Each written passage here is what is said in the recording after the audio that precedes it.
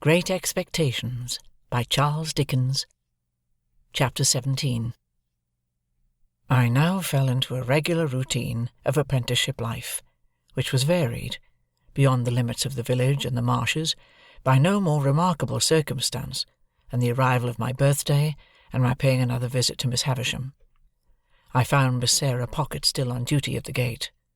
I found Miss Havisham just as I had left her, and she spoke of Estella in the very same way, if not in the very same words.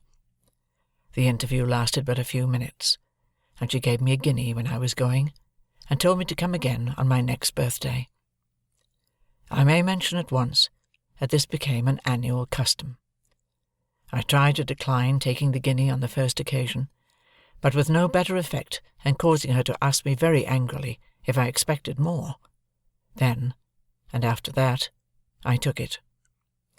So unchanging was the dull old house, the yellow light in the darkened room, the faded spectre in the chair by the dressing-table glass, that I felt as if the stopping of the clocks had stopped time in that mysterious place, and, while I and everything else outside it grew older, it stood still. Daylight never entered the house as to my thoughts and remembrances of it, any more than as to the actual fact. It bewildered me, and under its influence I continued at heart to hate my trade and to be ashamed of home. Imperceptibly I became conscious of a change in Biddy, however. Her shoes came up at the heel, her hair grew bright and neat, her hands were always clean. She was not beautiful, she was common, and could not be like Estella, but she was pleasant and wholesome and sweet-tempered. She had not been with us more than a year. I remember her being newly out of mourning at the time it struck me, when I observed to myself one evening that she had curiously thoughtful and attentive eyes that were very pretty and very good.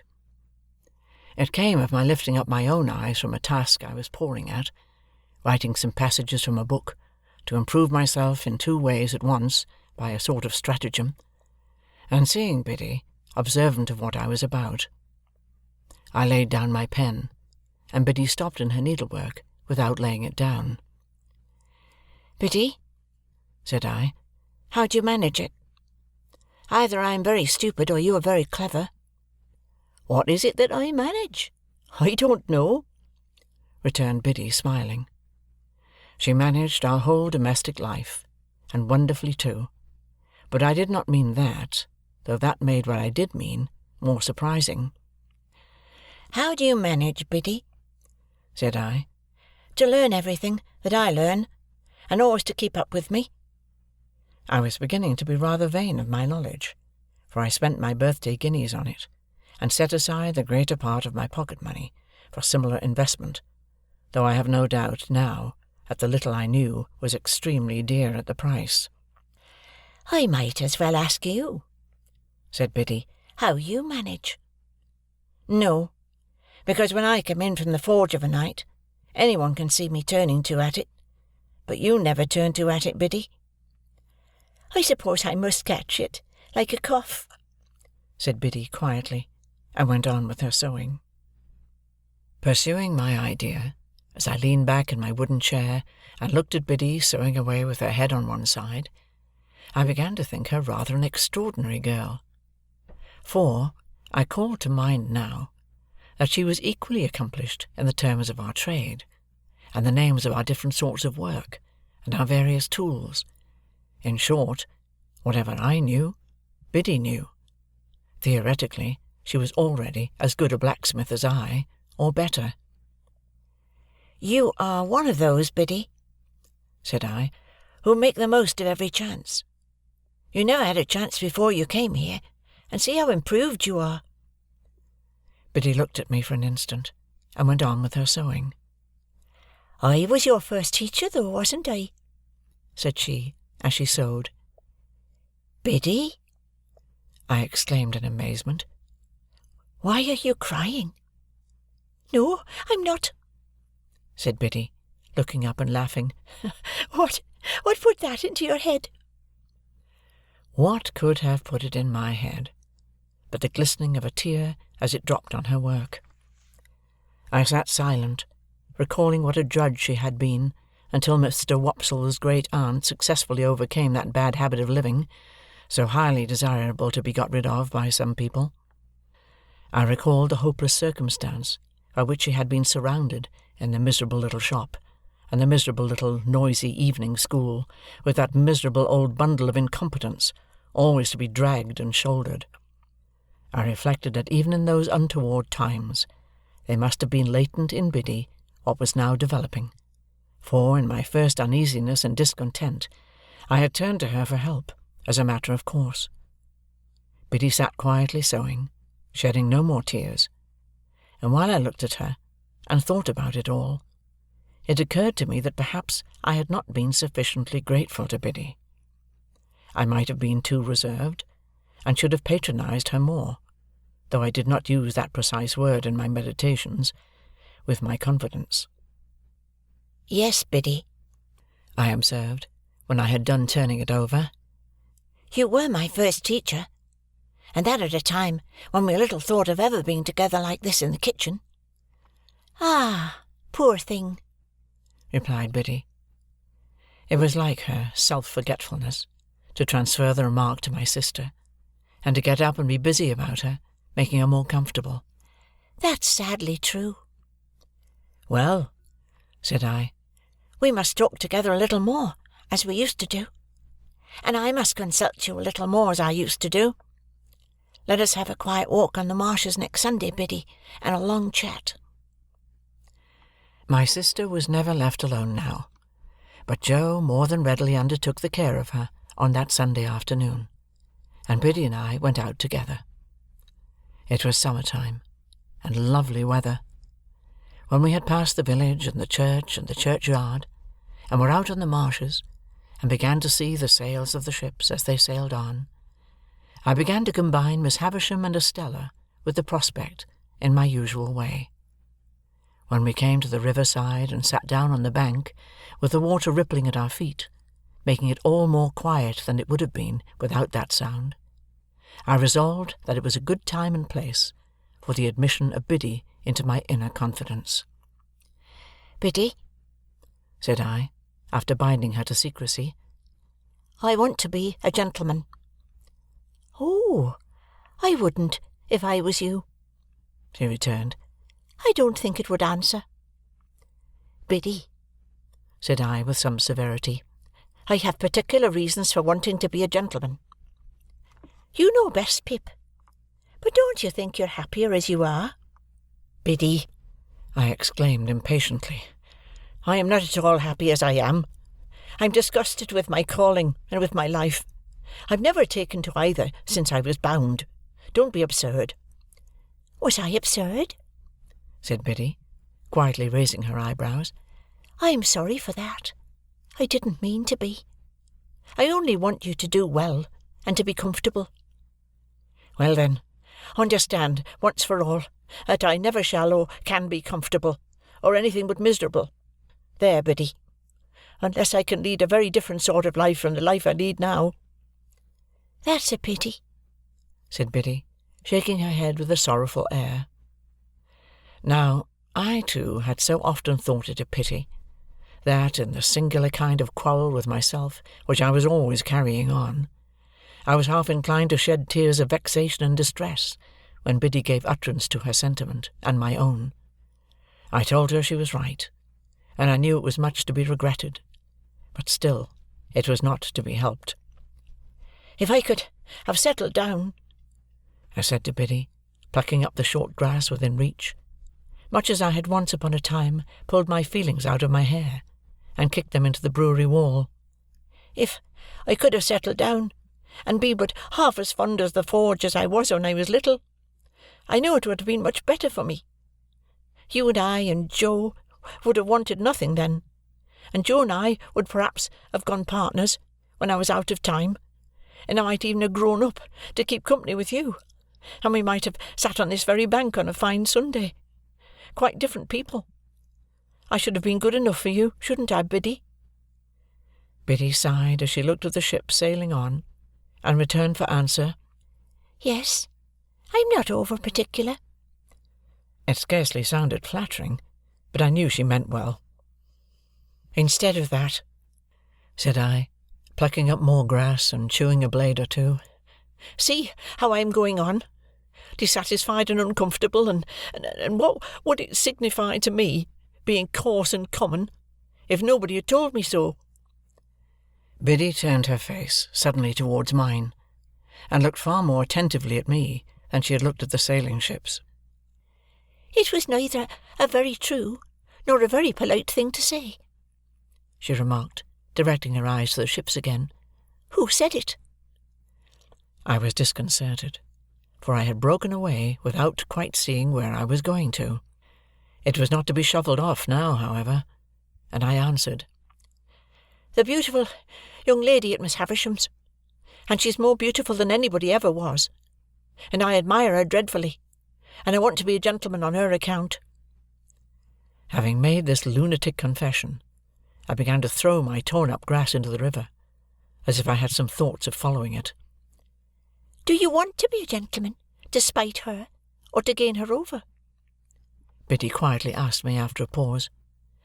"I don't know," I moodily answered. "Because if it is to spite her," Biddy pursued, "I should think, but you know best, that might be better and more independently done, by caring nothing for her words.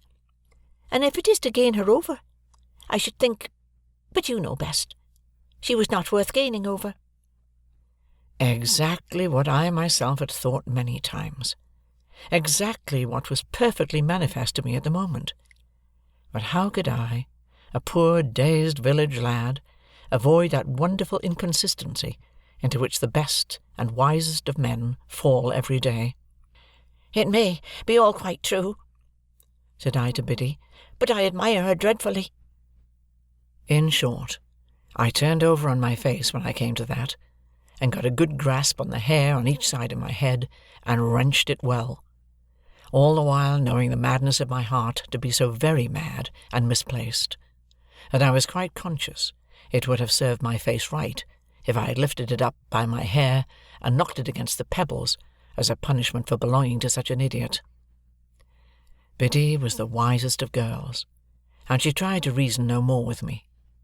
She put her hand, which was a comfortable hand, though roughened by work, upon my hands, one after another, and gently took them out of my hair. Then she softly patted my shoulder in a soothing way, while with my face upon my sleeve I cried a little, exactly as I had done in the brewery yard, and felt vaguely convinced that I was very much ill-used by somebody, or by everybody, I can't say which. "I am glad of one thing," said Biddy, "and that is, that you have felt you could give me your confidence, Pip. And I am glad of another thing, and that is, that of course you know you may depend upon my keeping it, and always so far deserving it.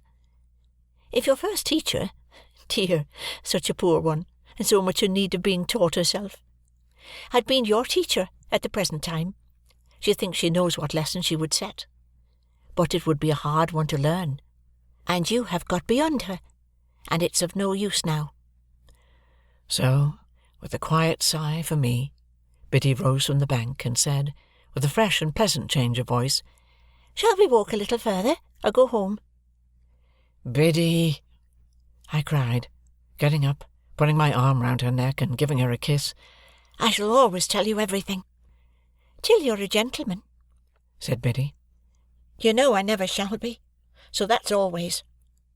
Not that I have any occasion to tell you anything, for you know everything I know, as I told you at home the other night." "Ah," said Biddy, quite in a whisper, as she looked away at the ships, and then repeated, with her former pleasant change, "Shall we walk a little further, or go home?" I said to Biddy we would walk a little further, and we did so, and the summer afternoon toned down into the summer evening, and it was very beautiful. I began to consider whether I was not more naturally and wholesomely situated, after all, in these circumstances, than playing beggar-my-neighbour by candlelight in the room with the stopped clocks, and being despised by Estella. I thought it would be very good for me if I could get her out of my head, with all the rest of those remembrances and fancies, and could go to work, determined to relish what I had to do, and stick to it, and make the best of it. I asked myself the question whether I did not surely know that if Estella were beside me at that moment instead of Biddy, she would make me miserable. I was obliged to admit that I did know it for a certainty, and I said to myself, "Pip, what a fool you are!" We talked a good deal as we walked, and all that Biddy said seemed right. Biddy was never insulting or capricious, or Biddy today and somebody else tomorrow. She would have derived only pain and no pleasure from giving me pain. She would far rather have wounded her own breast than mine. How could it be, then, that I did not like her much the better of the two? "Biddy," said I, when we were walking homeward, "I wish you could put me right." "I wish I could," said Biddy. "If I could only get myself to fall in love with you. You don't mind my speaking so openly to such an old acquaintance?" "Oh, dear, not at all," said Biddy. "Don't mind me. If I could only get myself to do it, that would be the thing for me. But you never will, you see," said Biddy. It did not appear quite so unlikely to me that evening, as it would have done if we had discussed it a few hours before. I therefore observed I was not quite sure of that. But Biddy said she was, and she said it decisively. In my heart, I believed her to be right, and yet I took it rather ill, too, that she should be so positive on the point. When we came near the churchyard, we had to cross an embankment, and get over a stile near a sluice gate. There started up from the gate, or from the rushes, or from the ooze, which was quite in his stagnant way, old Orlick. "Hallo!" he growled. "Where are you two going?" "Where should we be going, but home?" "Well, then," said he, "I'm jiggered if I don't see you home." This penalty of being jiggered was a favourite supposititious case of his. He attached no definite meaning to the word that I am aware of, but used it, like his own pretended Christian name, to affront mankind, and convey an idea of something savagely damaging. When I was younger, I had had a general belief that if he had jiggered me personally, he would have done it with a sharp and twisted hook. Biddy was much against his going with us, and said to me in a whisper, "Don't let him come. I don't like him." As I did not like him either, I took the liberty of saying that we thanked him, but we didn't want seeing home. He received that piece of information with a yell of laughter, and dropped back, but came slouching after us at a little distance.